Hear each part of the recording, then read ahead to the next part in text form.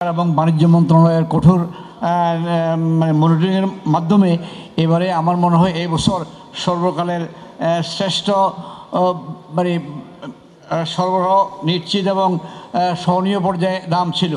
যাই হোক, আমি আজকে দু একটা বিষয় যেটা উল্লেখ করব, যেখানে বিনিয়োগের কথা বলা হচ্ছে, আমাদের মাননীয় বিনিয়োগ উন্নয়ন কর্তৃপক্ষের চেয়ারম্যান মহোদয় আছেন। আমি সহ অনেকেই আমরা বিনিয়োগ করে রেখেছি। সেখানে আমি কুমিল্লা ইকোনমিক জোনে আমি $600 মিলিয়ন বিনিয়োগ করে রেখেছি। গত 2 বছর থেকে আমরা সেখানে গ্যাস এবং বিদ্যুৎ পাচ্ছি না, এটা দীর্ঘসূত্রতা। তো এইভাবে আমাদের বাংলাদেশের অনেকেই আমরা বিদেশিকে আকর্ষণ করার মানে করছি, কিন্তু আমাদের দেশীয় যারা আছে আমরা ইনফ্রাস্ট্রাকচার পাচ্ছি না। এটার ব্যাপারে আমাদের মনে হয় সরকারের কি ব্যবস্থা নেবে, যে বিদ্যুৎ এবং জ্বালানি, আমাদের গ্যাস, এই দুটো আমাদের অত্যন্ত এসেনশিয়াল। আর আমি আরেকটা বিষয় বলছি, যে কর জাল বাড়াবার জন্য আমাদের এফবিসিসিআই বলছে কর জাল বাড়াতে হবে। আমরা যারা কর দেই তাদের উপর বেশি বেশি আরও করের চাপ আসছে এবং বিভিন্ন রকম। আজকে আমি আরেকটা বিষয় উল্লেখ করছি, দেশের পট পরিবর্তনের পরে আমাদের অনেকেরই, যেমন আমরা বিভিন্ন ট্যাক্স দিচ্ছি, আজকে বিভিন্ন ব্যাংকে মানে তল্লাশি দিচ্ছে।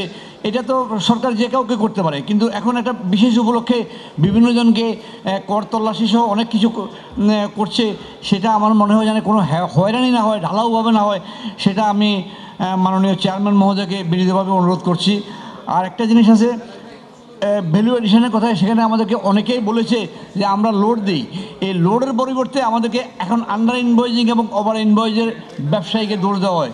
যেমন সিমেন্ট অ্যাসোসিয়েশনের প্রেসিডেন্ট মহোদয় এখানে আছে, উনি সহ আমরা মাননীয় চেয়ারম্যান মহোদয়ের কাছে গিয়েছিলাম যে আমাদের এখানে আমরা আনি $40-45, কিন্তু দীর্ঘদিন থেকে অনেক আগে একবার $60 হয়েছে।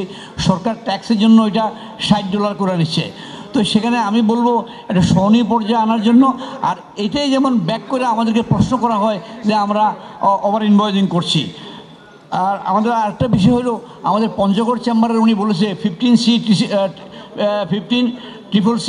যেটা টার্ন ওভার ট্যাক্স, এটা অনেক সময় টার্ন ওভার ট্যাক্সের জন্য আমরা লাভ লোকসানের হিসাব দিচ্ছি, আবার সেটা না হলে পুরা 0.50% হিসাবে আমাদেরকে টার্ন ওভার ট্যাক্স দিতে হবে। এটাও আমার মনে হয় যে জিনিসটা দেখার দরকার।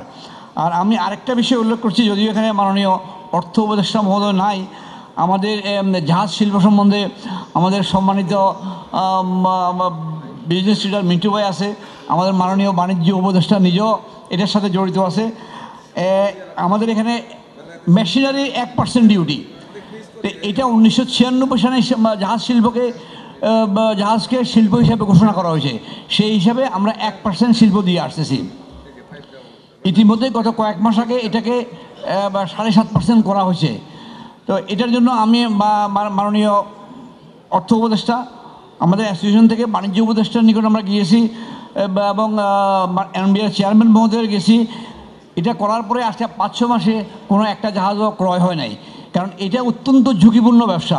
আমার মনে হয় সরকার জানে, আমার একটা জাহাজ রাশিয়া এবং একটা ভেনেজুয়েলাতে গত 5 মাস থেকে আটকে আছে, যেটা শিপিং মিনিস্ট্রি, ফরেন মিনিস্ট্রি সহ চেষ্টা করছে ক্ষুদ্র ভুলের জন্য আমাদের নাবিকের।